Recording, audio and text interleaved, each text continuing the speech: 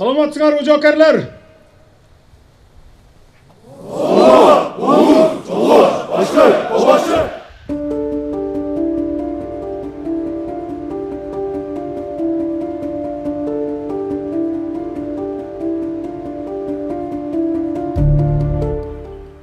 Мындан ары бул жерге коомдук тартипти жана коопсуздукту камсыз кыла турган Ички иштер министрлигинин ички аскерлеринин Бишкек шаарында жайгашкан 702 аскер бөлүгүнүн өздүк курамы жайгаштырылат.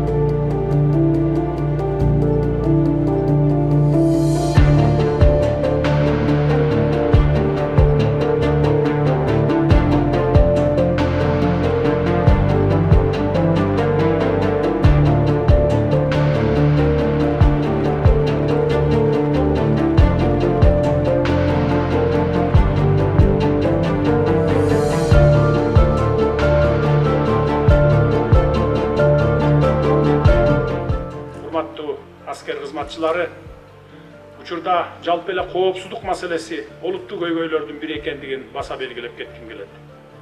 Бул багытта баарыбыз биримдикте чогуу аракет кылсак, сөзсүз оң натыйжасын берет.